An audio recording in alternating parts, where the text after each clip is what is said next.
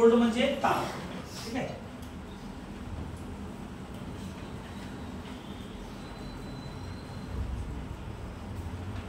Cold म्हणजे ताप म्हणजे फिवर. ओके. या या या नाटकवाले या. तुम्ही काय करता नेमकं?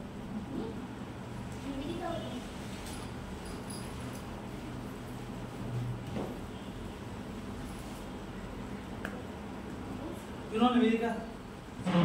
It is a viral infection. हा व्हायरस मुळे होणारा आजार आहे common cold of upper respiratory region. Respiratory आपण शिकवले का? रेस्पिरेशन चॅप्टर 20 शिकवले 11 12. हां 12 शिकवलं होता. नोज लक्षात आहे? नोजचं पुढं लॅरिंक्स, फॅरिंक्स, ट्रकिया, ब्रॉन्कस, ब्रॉन्क्युल्स, अल्व्हिओलाई.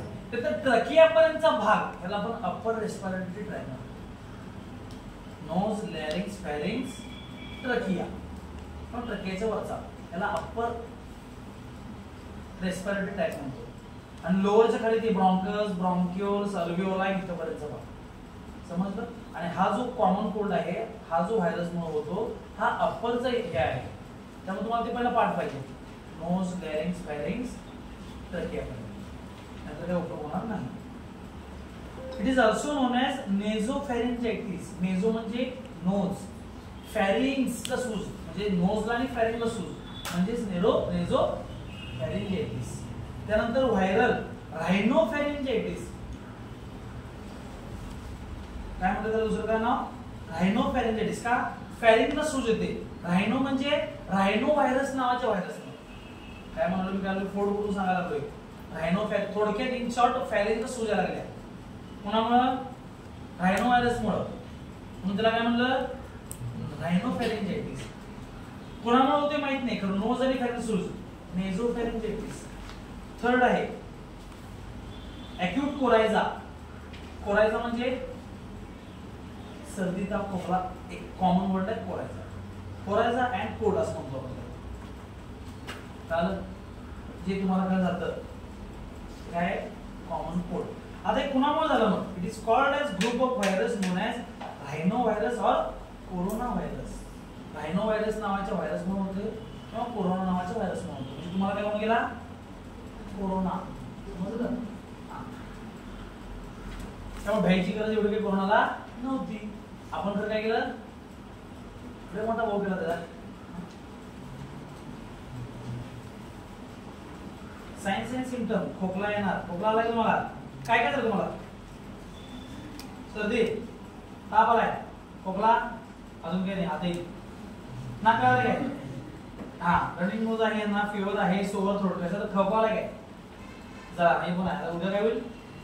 खोकला. हा नेझल कंजेशन, नाक गच्च होईल. स्नीजिंग, शिंकायला चालू होते. कंजंक्टिव्हायटिस, डोळे लावायला चालू होते. ठीक आहे.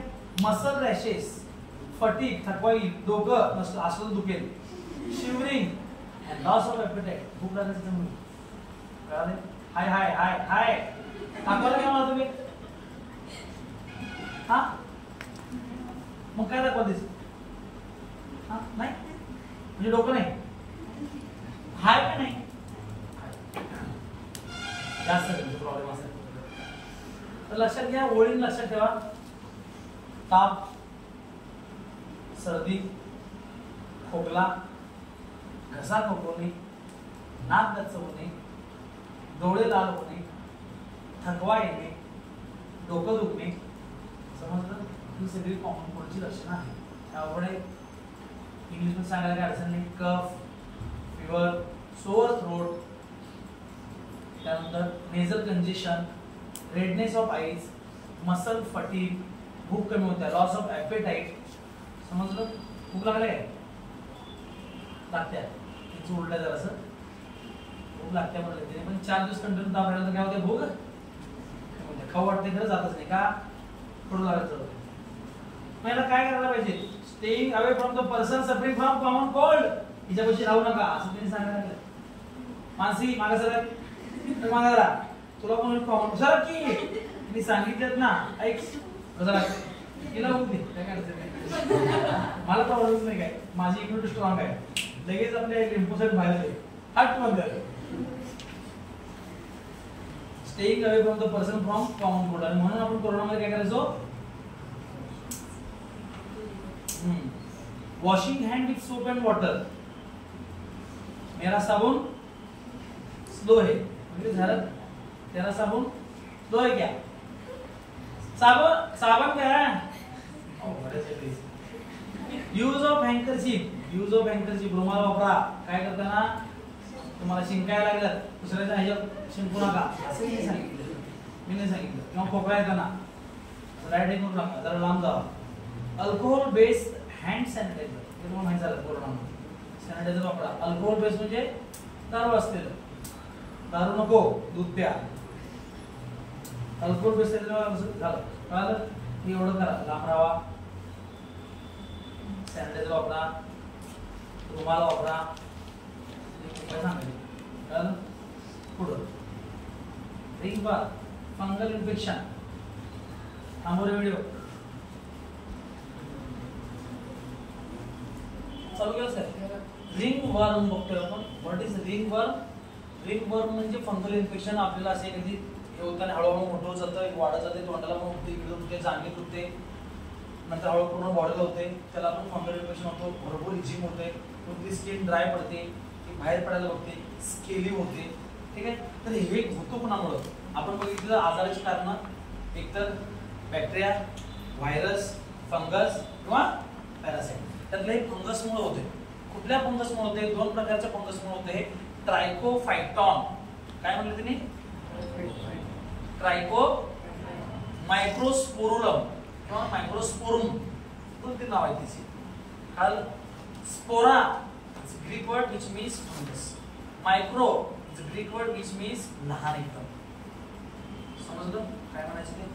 ट्रायको फायटॉन किंवा मायक्रो स्पोरुम किंवा स्पोरुलम असं पण नाव आहे बऱ्याच पुस्तकात, लक्षात ठेवा.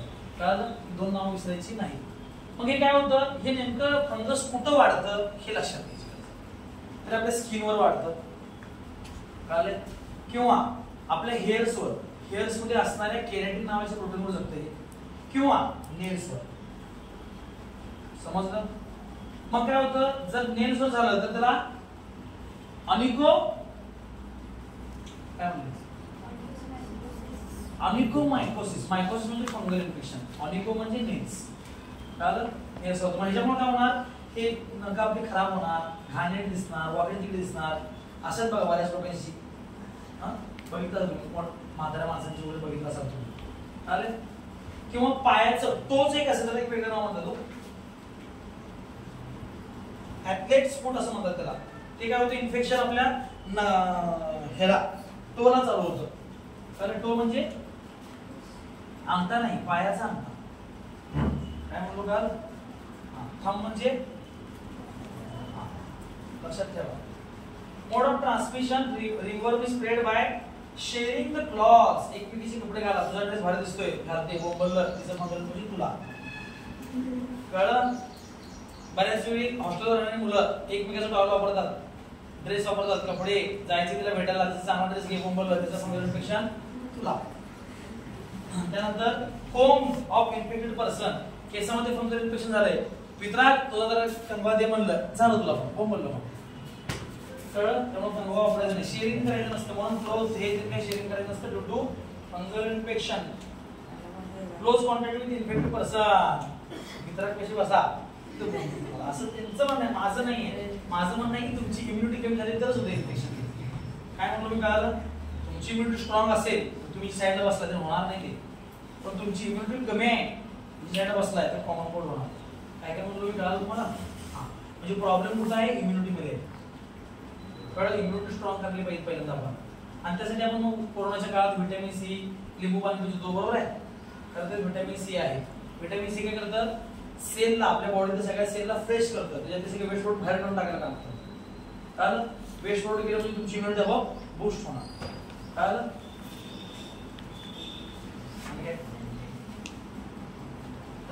डायग्नोसिस ट्रीटमेंट फक्त बघून पण कळतो याला फंगल इन्फेक्शन झालेलं आहे. मग त्यावेळी त्याला फ्लुकोनाझॉल, आयट्रॅकोनाझॉल, शेवटी ZOLE जिथं असते ते फंगल इन्फेक्शनचं औषध असते.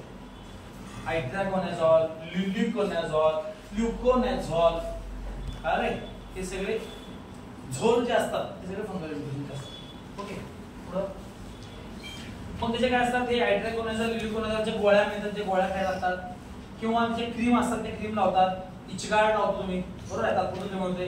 परमनंटसाठी एकच उपाय होमिओपॅथी, ओके. नसेल तर आयुर्वेदिक. आयुर्वेदिक मध्ये यासाठी परमनंट उपाय नसतो, तात्पुरतं कमी होते. चालेल, त्यामुळं त्याच्या शॅम्पू वापरणे, आयट्राकोनाझॉल, कीटोकोनाझॉल, ते साबण असतात त्याचे आयट्राकोनाझॉल, ल्युकोनाझॉल, कीटोकोनाझॉलचे, समजा लागले ते आपण प्रिव्हेंशन करू शकतो अकॉर्डिंग टू आयुर्वेदिक. होमिओपॅथीचं नंतर आपण ऍड करू शकतो. मग काय, एक महिन्याचे कपडे घालू नका, कंबावा एक महिन्याचा वापरू नका, फंगल इन्फ्लुएन्झापासून लांब राहावा असं त्यांनी सांगितलेलं आहे. त्यानंतर डेंग्यू, डेंग्यू अरे कुठे गेली ती, हाय तो डेंग्यू झाला होता काय, अरे डेंग्यू झाला होता, हा काय काय झालं, काय तुला पण चालतं ना, हा तो दोन झाला, काय काय झालं, ताप आणि काय म्हणते पेट्रोल केलं झालं, बरं मग काय चढवलं घे, सरळ चढवलं, तुमचं काय काय झालं, ताप आलता मग कोण डॉक्टर तुमचे, सगळे डॉक्टर तुमचे कोण, स्पंदन, ओके. काय काय झालं मग, सिम्पटम काय होते, झालं ताप आणि काय झालं, थंडीत ताप, कॉमन कोल्ड सुद्धा नाही ते काढले तर म्हणजे ते चुकीचं असतं म्हणणं आहे, म्हणजे त्याचं लॅबला खराब आहे. आता लक्ष आहे की काल जर डायजेशन झाले, आज जर तो आता आज आणि भर टाकणार तू परत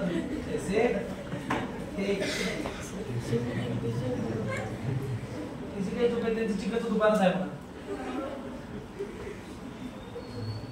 तरी पण खरं मोकळ पण खायचं रे, हा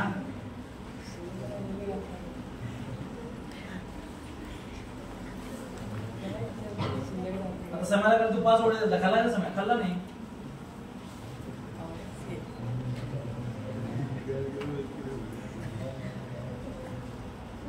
प्रत्येक वर्गामध्ये आजपर्यंत रेकॉर्ड आहे, एक तर वडेवाला असतोच, ह्या वर्गात 2 वडेवाले,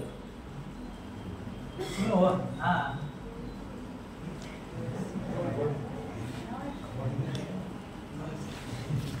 शुभमच्या ह्याच्यापासून चालू आहे, वडेवाले चालू कुठं आहे, चालू कर व्हिडिओ, हा चालू आहे. Dengue fever is a painful debilitating vector borne disease. Vector borne म्हणजे ह्याच्यामध्ये वेक्टर असणार आहे मोस्टली, बरोबर की नाही, वेक्टर बॉर्न म्हणजे वेक्टर असणार आहे, म्हणजे कोणत्या ह्याच्यामध्ये काम करणार आहे.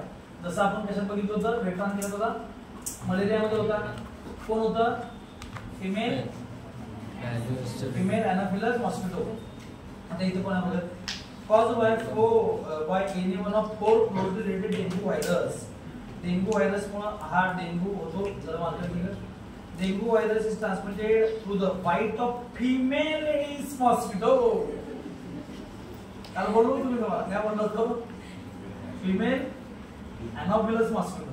इथं काय, फिमेल एडिस मॉस्किटो, म्हणजे आपण आपल्या लक्षात घ्यायचं, फिमेलच आगाव असतात, त्यांनीच आजार पसरवतात, मेल सगळे शांत बिचारे, म्हणा Aedes mosquito, female Aedes mosquito, 5 वेळा म्हणा, नावाचं त्याचं डेंग्यू व्हायरस, लक्षात ठेवायची गरज नाही, काय सोपाय झाला कळलं, प्रमाण होतो डेंग्यू व्हायरस मुळे. कशा मारून होतो, वेक्टर कोणाचा, फिमेल एडिस. आता काल आपण बघितलं होतं बघा, चालू केलं, काल आपण बघितलेलं याच्यामध्ये, कशामध्ये, मलेरियामध्ये ना, फिमेल एनाफिलस कुठे आहे, मलेरियामध्ये. तर मलेरियामध्ये तुम्हाला मी सांगितलं ह्युमन मध्ये थोडं ते मोठं होत आहे, नंतर त्या डासामध्ये मोठं होत आहे, इथे सिस्टीम वेगळी आहे. इथे चावतंय लगेच घेत दुसरं लगेच पाठवतोय. काय काय म्हणतो मी काल तेव्हा काल तो हळूहळू माणसात मोठा झाला होता, नंतर त्या गटमध्ये मोठा झाला, पण त्याच्या सराव रेग्युलरमध्ये आला असं झालं होतं. इथं कसं माहिती काय सिस्टीम डेंजर आहे. तिला चावायचं, तिच्यात डेंगू व्हायरस घ्यायचं, मला चावायचं, माझ्यात सोडायचं. समजलं? सोपी पद्धत आहे. म्हणून डेंगू व्हायरस जास्त पसरतो. तसं मलेरियाचं कसं होता, येणार चावणार, मग त्याच्या पोटात जाणार, मग तो मोठा होणार, मग त्या माणसात जाणार, मग काल जरा सिस्टीम मोठी होती. डेंगू मध्ये कसं आहे उलट जरा फास्ट आहे सगळी प्रोसेस. मग काय ह्याच्यामध्ये काय होतं, सिम्पटम तीन दिलेले नाही, त्याच्यात पण सेम सिम्पटम असतात. फिवर असतात, चेंज असतात. फिवर विथ चेंज येतं, स्वेटिंग होतं भरपूर, फ्रस्ट्रेशन होतं, थकवा येतो, फटीग येतं, मल्ली, सगळे कॉमन सिम्पटम सांगायचं असेल. कळलं? हा, तर हे सगळं होतं. आणि सगळ्यात मोठं डेंजर याच्यामध्ये प्लेटलेट कमी होऊ शकतात. जर प्लेटलेट कमी व्हायला लागले, प्लेटलेट म्हणजे चपट्या पेशी आपल्या, प्लेटलेटचं काम काय आहे, कोॲग्युलेशन ऑफ ब्लड, रक्ताची गुठळी तयार करणं, बरोबर आहे. प्लेटलेटच कमी व्हायला लागलं तर काय होणार, मग रक्तस्राव व्हायला लागला, ब्लिडिंग व्हायला लागलं, तो रोखणार नाही. आणि त्यामुळे प्लेटलेट कमी झाल्यावर डॉक्टर घाबरतात. कारण एकदा ब्लिडिंग चालू झालं कुठून पण इंटेस्टाईन चालू झालं तर थांबणार कसं ते, कारण शरीरामध्ये आपल्या प्लेटलेटच नाही, किंबहुना कमी आहेत ते. कळले? किंवा आपल्या लंग्स मध्ये ब्लिडिंग चालू होईल, कुठं पण ब्लिडिंग चालू होईल, आणि ब्लिडिंग चालू होऊन रक्त संपून जाईल, तुम्ही राम नाम सत्य शेवटच्या नदीवर. आणि त्यामुळे डॉक्टर घाबरतात प्लेटलेट कमी व्हायला लागल्यानंतर. त्यामुळे ह्याला एकच उपाय, होमिओपॅथी औषध. समजलं ना? होमिओपॅथी नाही, सिद्ध कर होमिओपॅथी औषध. होमिओपॅथी तर करतात सगळेच, कारण आमचं जरा समजलं. डेंग्यूसाठी जास्त काय सांगितलेलं नाही. डेंग्यूसाठी रॅपिड अँटीजेन टेस्ट असते, त्याच्यामध्ये आपण डेंग्यू व्हायरस आपल्या शरीरात घुसलाय का बघू शकतो. लॅबोरेटरीमध्ये त्याचं किट असतं, तसं प्रेगानोज किट आहे, त्यावर युरिन टाकलेली प्रेगाटाईप करतं. तसं डेंग्यू आहे का करण्यासाठी आता रॅपिड अँटीजेन टेस्ट किट आलेलं आहे. त्यावर तुमचं ब्लड काढून जर टाकले तर कळतं लगेच. समजलं? कुठल्या लेवलला इन्फेक्शन आहे ते, म्हणजे तुमच्या शरीरात पण त्याला व्हायरस घुसलेला आहे का वाढलेला आहे का फुल वाढला आहे, सगळंच कळतं. कारण टोटल अँटीजेन तीन प्रकार असतात. NS1, IgG आणि IgE नावाची तीन प्रकार असतात. NS1 म्हणजे डेंग्यू व्हायरस आहे, समजलं? NS1 पॉझिटिव्ह असतं इन्फेक्शन जास्त झालं तुम्हाला, कळलं? आणि IgG झालं म्हणजे तुमचं इन्फेक्शन हे होत चालेल. IgG किती वाढतो एकदम क्रॉनिक मध्ये, म्हणजे इन्फेक्शन फार झालं तर IgG वाढणार. समजायला पाहिजे ते प्रकार असतात, ते काय लक्षात ठेवू नका, तुम्ही एवढं लक्षात ठेवा डेंग्यूचं हे असतं. समजलं? त्यानंतर आवडता पार्ट कॅन्सर. थांबव व्हिडिओ, वाच सगळा, एकदम चालू करायचं काय. आपण बघतोय सगळ्यांचा आवडता आजार कॅन्सर. कारण जास्त ट्रीटमेंट नाहीये असं म्हणलं जातं, फक्त आमच्या ट्रीटमेंट त्याची. तर cancer, what is cancer? For example, माणसाचं असं केली मागाने केस एक केला, केस केला, तर बॉडीमध्ये अशी सिस्टम आहे की उद्या तिथे बरोबर केस केला. काय म्हणलो मी, काल एक केला इथे दोन येते, काल तर एक केला आणि 1000 आली, त्याला म्हणून कॅन्सर. बॉडीची काय सिस्टम आहे, सेल डिव्हिजन इज अ बॉडीची मायटोसिस मियोसिस आपण बघितलं सगळे, ठीक आहे. तर बॉडीची कॅपॅसिटी, फॉर एक्झाम्पल आपल्या शरीरामध्ये WBC आहेत, प्लेटलेट आहेत, सगळे हे आहेत, की एक जातो दुसरा तयार होतो. प्रत्येकाचा लाईफस्पॅन वेगळा आहे. जसं की WBC तयार होऊन जातात, WBCचा लाईफस्पॅन काय, RBCचा काय, WBCचा काय माहिती, 10 ते 12 दिवसात. तर विषय कसा, 10 ते 12 दिवसांमध्ये लिकोसाइट जाणार, दुसरा परत तयार होणार. ही नॉर्मल बॉडीची टेंडन्सी आहे, बरोबर आहे ना? लक्ष आहे काय? उठता सकाळ झाली, सरांची लेक्चरची वेळ झाली.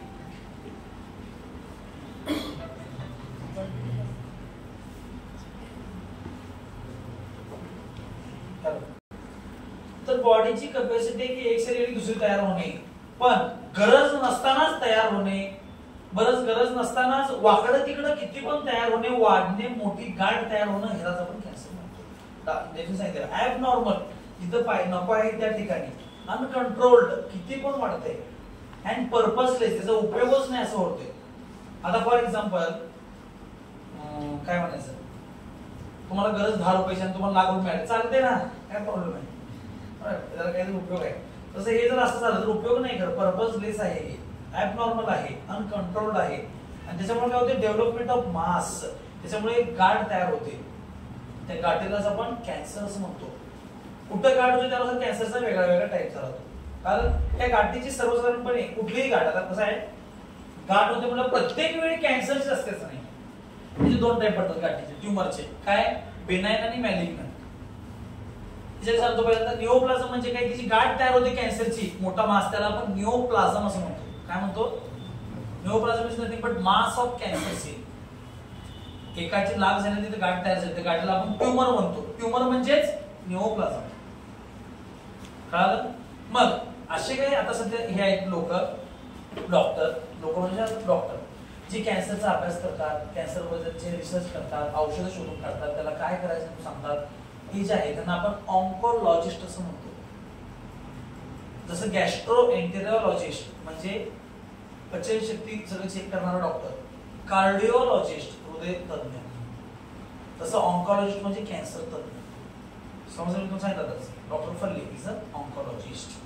आता परत कुठल्याही प्रकार आले, कुठल्या प्रकारचं कॅन्सर त्याच्या नावावर व्हिडिओ पडतात. एक जनरल टर्म लक्षात ठेवा, ऑन्कोलॉजिस्ट. समजलं? गाठीचे 2 प्रकार पडतात, बेनाइन आणि मॅलिग्नंट. बेनाइन असतो हा कॅन्सर नाहीये, ही फक्त गाठ आहे. समजलं? आणि मॅलिग्नंट म्हणजे कॅन्सरची गाठ. आता समजलं? बेनाइन जो असतो तो एका ठिकाणीच मोठा होतो, दुसरीकडे जाऊ शकत नाही. कॅन्सरचा जो असतो तो पहिला मोठा होतो आणि नंतर दुसऱ्या ठिकाणी जातो, आणि त्यालाच म्हणायचे मेटास्टॅसिस. खरी शब्द आला बघा तुम्हाला, मेटास्टॅसिस आला काय? मेटास्टॅसिस म्हणजे तुम्हाला झालं लंगचं कॅन्सर, तुम्हाला लंगचं कॅन्सर झाला समजा, वाढला इथनं कुठे गेला, माझ्या इंटेस्टाइनला गेला, म्हणजे आता मेटास्टॅसिस झालं. कारण मेटा म्हणजे दुसरीकडे, स्टॅसिस म्हणजे जाणं, दुसरीकडे जाणं म्हणजे मेटास्टॅसिस होतं. कारण आणि हा जो असतो बेनाइन हा नॉर्मल आहे, साधा आहे, माझ्यासारखा आहे. समजलं? हा दुसऱ्या ठिकाणी जाऊ शकत नाही. पण आणि दुसरी गोष्ट, बेनाइन असतो तो ती लोक मरत नाहीत, बेनाइन ट्युमर वाले. मॅलिग्नंट वाली मरायची शक्यता जास्त असते, कारण तो कॅन्सर आहे ना, ऍक्च्युअल कॅन्सर तो आहे. तो कसा आहे, साधा आहे, माझ्यासारखा. बरं, मग विषय काय माहिती काय तुम्हाला, पण बेनाइनचं कधी कधी रूपांतर मॅलिग्नंट मध्ये होऊ शकतं. जसं की फायब्रॉइड, लेडीजला बऱ्याच युट्रस मध्ये फायब्रॉइड युट्रस होतं, म्हणजे पिशवीमध्ये गाठ होते, युट्रस मध्ये गाठ होते. ते लगेच काढून टाकायची गरज नसते, पण डॉक्टर लगेच ऑपरेशन करून काढून टाकतात, कारण ह्याचं रूपांतर कॅन्सर मध्ये व्हायला नको म्हणून. किंवा ब्रेस्ट मध्ये लंप होतो, फायब्रॉइड होतो, ठीक आहे, विच इज बेनाइन वन, काय प्रॉब्लेम नाहीये. समजलं? ब्रेन ट्युमर होतो, मेंदूमध्ये गाठ होते, ती पण ऑल्सो बेनाइन आहे, ते कॅन्सरचा प्रकार नाहीये. समजायला जरा तोंड असं करायचं काय समजलं? लक्ष नव्हतं. काय म्हणतो तू, काय जरा मग कॅन्सरचे परत 5 प्रकार पडतात, विचारच वेगळं. कार्सिनोमा, सार्कोमा, लिम्फोमा, ल्युकेमिया आणि काय असतात, ॲडेनोकार्सिनोमा. ठीक आहे,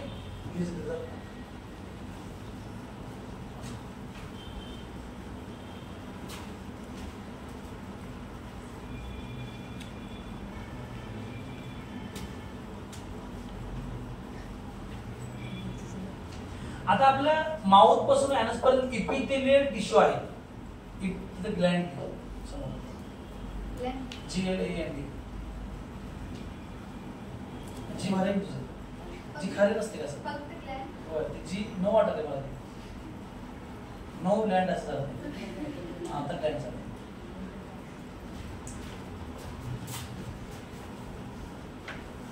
काय सांगतो तुम्ही? हा, तर आपलं म्युकस मेम्ब्रेनला म्हणजेच इपिथेलियल टिश्यूला जर कॅन्सर झाला तर त्याला म्हणतो आपण कार्सिनोमा. कुठला कार्सिनोमा? कार्सिनोमा म्हणजे इपिथेलियल टिश्यूला झाला. तर तेच कनेक्टिव्ह टिश्यूला झाला तर त्याला आपण सार्कोमा असं म्हणतो. सार्कोमा म्हणजे कुठं?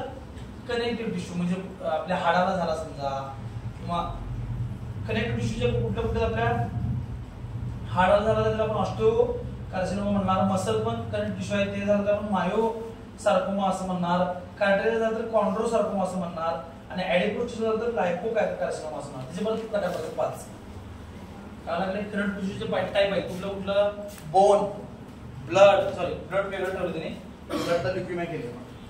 पहिला कुठला बोन, ऑस्टिओसार्कोमा म्हणायचं. सार्कोमा म्हणजे करंट टिश्यू. मग करंट टिश्यू टाइप कुठले मसल एक आहे. काय मसलला काय म्हणायचं, मसल काय झालं तर मायो म्हणजे मसल, मायोसार्कोमा म्हणजे मसलचा कॅन्सर.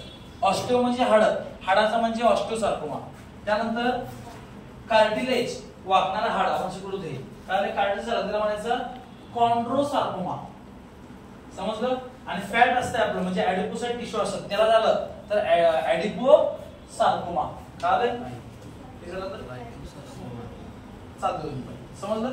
त्यानंतर तिसरं आहे आपले जे लिम्फॅटिक टिश्यू आहे, लिम्फ ब्लड आणि लिम्फ टिश्यू बोलतो तुम्हाला, ते लिम्फॅटिक टिश्यू त्याला म्हणायचं लिम्फोमा. आपल्या ब्लड मध्ये ल्युकोसाइट आहे WBC, त्याचा कॅन्सर झाला म्हणजे आपलं नॉर्मल काउंट किती असतो 4 ते 12,000. 12,000 13,000 झाला तर आपण म्हणतो पांढऱ्या पेशी वाढल्या. आणि जर वाढल्या 10,000 12,000 14,000 15,000 20,000 आणि लाख जेव्हा होतील तेव्हा त्याला म्हणायचं ल्युकेमिया.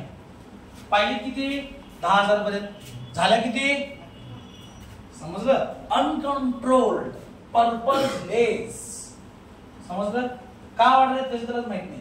म्हणून ल्युकेमिया म्हणजे रक्ताचा कॅन्सर होतो. रक्ताचा म्हणजे आरबीसी WBC प्लेटलेट वाढत नाहीत, फक्त WBC वाढतात. म्हणाला हे आहे. आणि ग्लँड जे थायरॉइड आहे, ऍड्रेनल ग्लँड आहे, पिट्युटरी ग्लँड आहे, ज्या आपल्या शरीरामध्ये ग्रंथी आहे त्या ग्रंथीचा कॅन्सर म्हणजे ऍडिनोकार्सिनोमा. समजा लागले. थांबवून व्हिडिओ आणि म्हणा एकदा पाच.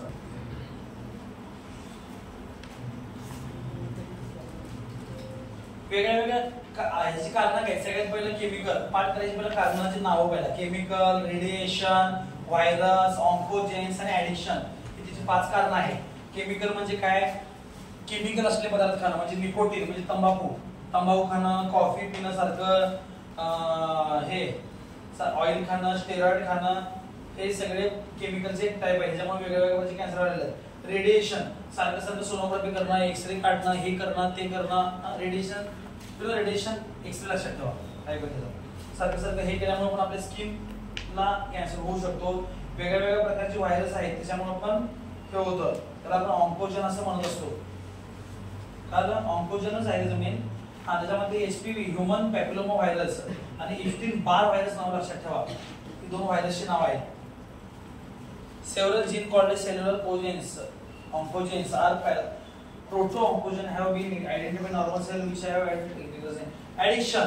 सांगितले मगाशीच ते तंबाखू वगैरे. तिकडे फक्त तंबाखूतलं काय पदार्थ सांगितले, इकडे तंबाखू करून सांगितले. एवढाच फक्त फरक आहे. समजलं. हे याच्यामध्ये आहे. त्यानंतर ट्रीटमेंट काय आहे, याला किमोथेरपी आहे. किमोथेरपी म्हणजे काय, केमिकल द्यायचं बॉडीमध्ये, इंजेक्शन द्यायचं आणि जे वाढत जाळून टाकायचं. कळलं. त्याला काय म्हणायचं किमोथेरपी. किमो म्हणजे केमिकल द्यायचं आणि जाळून टाकायचं, याला काय म्हणलं आपण किमोथेरपी. त्यानंतर रेडिओथेरपी, त्याला रेडिएशन द्यायचं. खायला रेडिएशन म्हणजे एक्सरे कसं असते आपलं, त्याच्या खाली जाऊन थांबायचं, त्याला रेडिएशन कंटिन्यू द्यायचं असं. ते काय होणार, जळणार. केमिकल म्हणजे केमिकल देऊन हे करायचं. थोडक्यात इंजेक्शन आहे केमिकल. कळलं. मग बॉडीला माहित नाही ना कुठं वाढलं टिश्यू, ते काय करणार, सगळं जळत जाणार. कळलं काय, पित्ताला कॅन्सर झाला, त्याचा लंगचा, आपण त्याला इंजेक्शन दिलं, किमोथेरपी दिली, बरोबर आहे. खरं त्या केमिकलला कुठं माहिती आहे, लंग्स जळून मारायचं म्हणून ते काय करणार, सगळीकडे मार जाणार ना. समजा काय म्हणणार ते, म्हणून ते साईड इफेक्ट दिसतात. रेडिओथेरपी म्हणजे काय करायचं, त्याला रेडिएशन द्यायचं. सर्जरी म्हणजे काय करायचं, कॅन्सर झाला कशाला, युट्रस काढून टाकायचं, त्याला म्हणायचं सर्जरी. इम्युनोथेरपी म्हणजे काय, tumor cells have been shown to avoid detection and destruction of immune cells. Therefore, patient having surplus for biological response modified such as alpha interferon. Immunotherapyचा अर्थ आहे रोग प्रतिकार शक्ती वाढवणे. समजलं, एवढं लक्षात ठेवा. त्याच्यामध्ये ते 2-3 पद सांगितले त्यांनी, जसे की alpha interferon which activate their immune system, कळलं, destroying the cancers. म्हणजे तुमची इम्युनिटी वाढवायची, मग आपलं शरीर लिम्फोसाइट तयार करणार आणि लिम्फोसाइट कॅन्सरला मारणार असं त्यांनी सांगितलं. कळलं. पण कुठल्या ठिकाणी कुठलं वापरायचं हे तुम्ही ठरवते, ते ऑन्कोलॉजिस्ट ठरवतो. याला किमोथेरपी वापरायची का, याला रेडिओथेरपी वापरायची का, याला सर्जरी करायची का, याला इम्युनोथेरपी करायची. समजलं. आणि सपोर्टिव्ह थेरपी, बाकीचं त्याला जेवण खाणं चांगलं द्यायचं, हे करायचं ते करायचं, आणि त्याचं जरासं कॅन्सरचं प्रमाण कमी करायचं. समजलं. एवढं वाचत 2 मिनिटं समजलं. बरोबर. एड्स मध्ये काय होणार आहे, दिस ॲक्वायर्ड नंतर इम्युनिटी डिफिशियन्सी कमी होणार. कारण थोडक्यात काय, नॉर्मल इम्युनिटी कमी होणं वेगळं आणि एड्स मध्ये होणारी इम्युनिटी फारच वीक असते. थोडक्यात फॉर एक्झाम्पल घेऊया, एड्स झालं तर काय होणार, यांना एड्स झाला समजा, काय होणार, तर इथून आता सर्दीचा व्हायरस चाललाय, सर्दी करणार. समजलं. सल्मोनेला टायफॉइड चाललाय, बॅक्टेरिया टायफॉइड करणार. समजलं. निमोनियाचा व्हायरस चाललाय, निमोनिया करणार. प्लाझ्मोडियम चाललाय, फिमेल काय आपलं फिमेल अॅनोफिलस मॉस्किटो चाललाय, मलेरिया करून टाकणार. मी काय म्हणलो काय, तोच डास हिला करणार नाही, कारण हिची इम्युनिटी स्ट्रॉंग आहे. तोच सल्मोनेला इथं चाललाय, हिची इम्युनिटी स्ट्रॉंग आहे, हिला होणार नाही. मला काय म्हणायचं काय, कधी सुद्धा माणूस एड्स मुळे मरत नाही, लक्षात घ्या. काय म्हणलो मी, एड्स झाल्यामुळे माणूस मरत नाही. एड्स मुळे जी रोगप्रतिकार शक्ती कमी होते, त्यामुळे कुठला पण असो तो मरत. कळलं. काय पण होतं, साधंच सर्दीचा व्हायरस चाललाय, सर्दी करते, common cold, rhino virus, corona virus. समजा लागलाय. तर डोक्याला मी काय सांगणार होते, नावावर व्हिडिओ चालू करतो. हा एड्स जो आहे तो HIV व्हायरस मुळे होतो. आपण भिकार जोड आहे, आपण काय म्हणतो त्याला HIV झाला. HIV कधी होत नसतो, त्याला काय होत असतो, एड्स हा आजाराचं नाव आहे, HIV हे व्हायरसचं नाव आहे. नाव काय त्याचं बघा, HIV म्हणजे ह्युमन इम्युनो डिफिशियन्सी व्हायरस, माणसाची रोगप्रतिकार कमी करणारा व्हायरस म्हणजे कुठला, HIV. कारण ह्युमन इम्युनो डिफिशियन्सी व्हायरस, त्याच्यामुळे काय होतं आजार, acquired immuno deficiency virus, sorry syndrome. Because the body immune system living the हा, ते HIV चा जो हे आहे व्हायरस आहे, त्याचे डायग्राम तिथे दाखवलेले आहे. ती डायग्राम तुम्ही पाठ करून घ्या. त्याच्यामध्ये काय RNA आहे, व्हायरसच्या आत RNA दाखवलेला आहे, बरोबर आहे. त्याच्यानंतर काय आहे, रिव्हर्स ट्रान्सक्रिप्टेज, त्याच्यामध्ये एन्झाइम दाखवलेला आहे. त्याच्यामध्ये त्याच्यावर कॅप्सिड त्याचं कव्हरिंग आहे. हे कॅप्सिडच्या वर परत नंतर मॅट्रिक्स दाखवले, प्रोटीनस पार्ट दाखवलेला आहे, कळलं. आणि त्याच्यानंतर GP120 आणि GP14 त्याची प्रोटीनची नावं आहेत, ग्लायकोप्रोटीनची नावं आहेत, कळलं.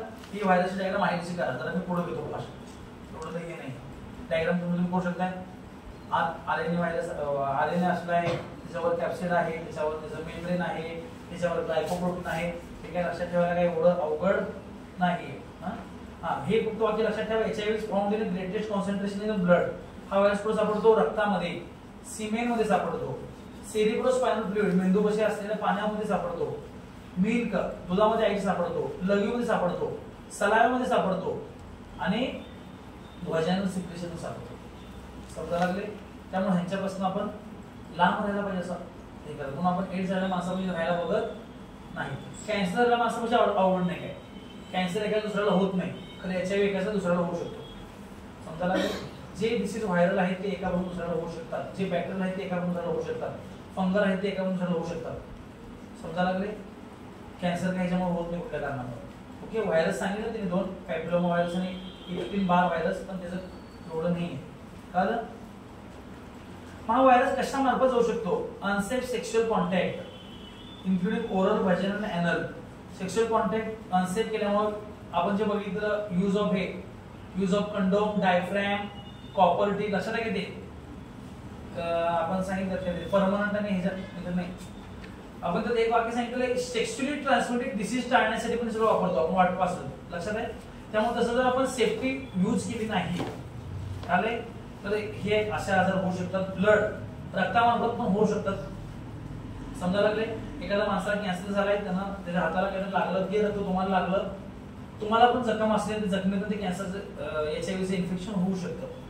From the mother to child, आईपासून बाळाला होऊ शकतं. समजा लागले जरा जरा. त्याच्यावर त्यांनी मग स्टेजेस केलेले आहेत. क्लिनिकल मॅनिफेस्टेशनच्या इनिशियल इन्फेक्शन 2 ते 8 आठवड्यापर्यंत तुम्हाला कळतच नाही काय इन्फेक्शन झालं किंवा काय. असिम्प्टोमॅटिक कॅरियर स्टेज, तुम्हाला HIV चे इन्फेक्शन झाल्यानंतर पहिला सिम्पटम 6 महिन्यात पण दिसू शकतोय. किती दिवसामध्ये? आणि 10 वर्षांना पण दिसू शकतोय. कळलं? ह्याला आपण इन्क्युबेशन पिरियड असं म्हणतो.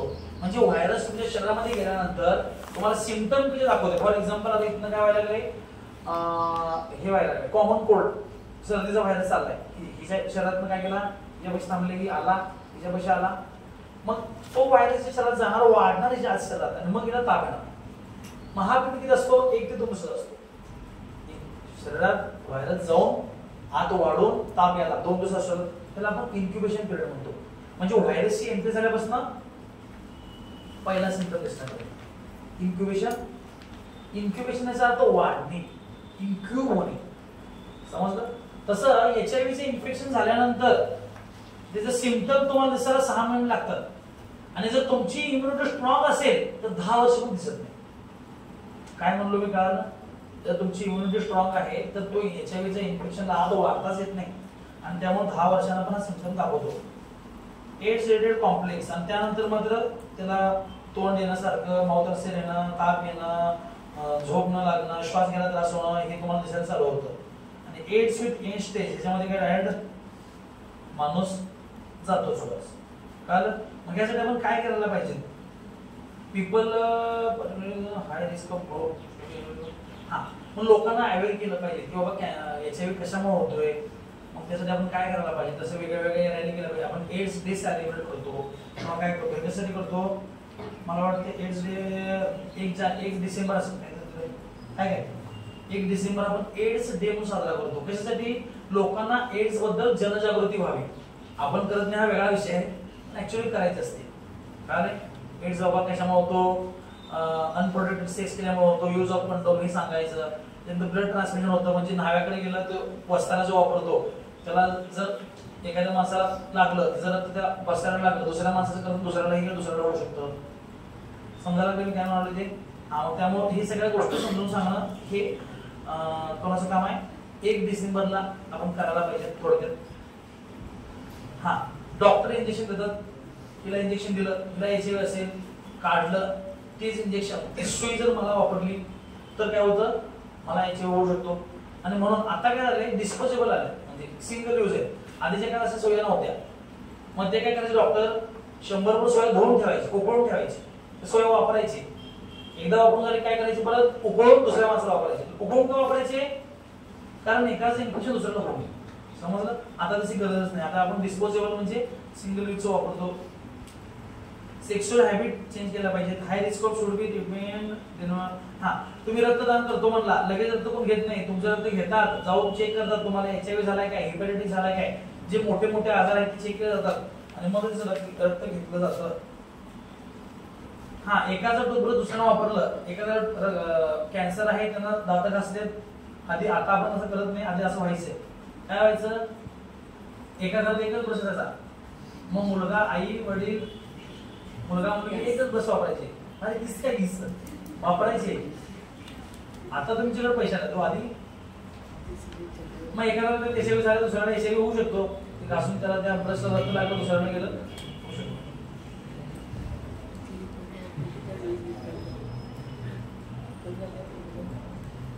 हे कसं करणार? एलायझा नावाची टेस्ट आहे, लॅबोरेटरी डायग्नोसिस सांगितले. ELISA, एलायझा, एन्झाइम लिंक्ड इम्युनो ट्रान्सफरंट असे ही टेस्ट आहे. त्याच्यामुळे तुम्हाला HIV झाला कळतो. आणि ही जर टेस्ट पॉझिटिव्ह आली तर आपण पुढची टेस्ट करतो, आणि त्याला म्हणायचं वेस्टर्न ब्लड टेस्ट. त्याच्यामध्ये 100% तुम्हाला कॅन्सर झाला कळते. खरी जास्त महाग असल्यामुळे ही पहिला आपण करत नसतो. समजलं? मग ह्याला काय करायचं? ट्रीटमेंट द्यायची. एड्स व्हायरसचं ट्रीटमेंट सगळ्यात लक्षात ठेवा. एक वाक्य राहिलं मला सांगायचं तुम्हाला.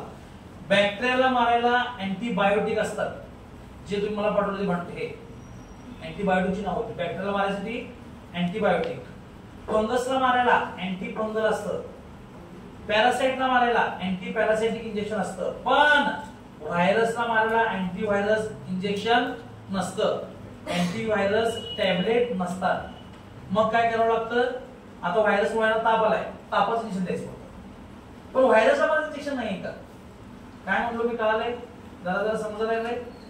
व्हायरसला त्याचा काळ व्हावाच लागतो. जसं की आता कोरोना व्हायरस आहे, 8 दिवस राहणार आहे, तर 8 दिवस होणारच. फक्त 8 दिवसामध्ये दुसरं काय काय व्हायला लागले की नंतर करायचं आपण. व्हायरसला मला इंजेक्शन अजून तरी अवेलेबल नाहीये. मग फक्त आपण एक प्रिकॉशन दुसरी घेऊ शकतो की व्हायरसला आता व्हॅक्सिन आली. जेव्हा टायफॉइड आहे, व्हायरस कुठला व्हायरस नाही लक्षात नाही, ह्युमन पॅपिलोमा व्हायरस, त्याच्यामुळं कॅन्सर होतो कशाचा, युट्रसचा. तर आपण काय म्हणलं, एकदा इन्फेक्शन झालं तर ते व्हायरस मरू शकत नाही, म्हणून आपण आधीच व्हॅक्सिन आणलं, ह्युमन पॅपिलोमा व्हायरसची व्हॅक्सिन. म्हणजे व्हॅक्सिन काढायला चालू आहे अजून, ते पण तेवढं सक्सेस नाही आहे अजून. कारण त्यामुळे झाल्यानंतर त्याला काही करू शकत नाही, कारण फक्त एकमेव उपाय आहे होमिओपॅथिक औषध. समजलं जरा ना?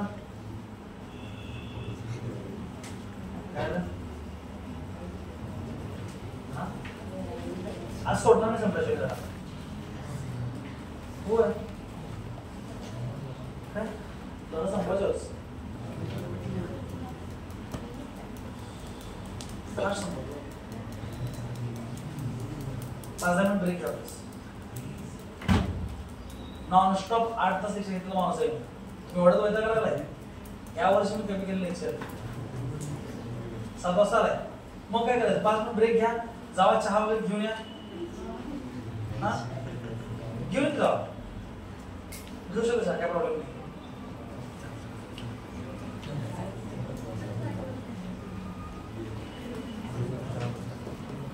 चहा घ्यायचा का तुम्हाला? फाईन कुठे आले? फाईन आणलेस? जाऊ सगळेजण चहा घेऊन जाऊ. 10 मिनिटं द्या. चहा घ्यायचं तुम्हाला? फाईन म्हणून चहा जाऊ. घर जाऊ ना, 5 मिनिटं ब्रेक घ्या. नाही तर मग मी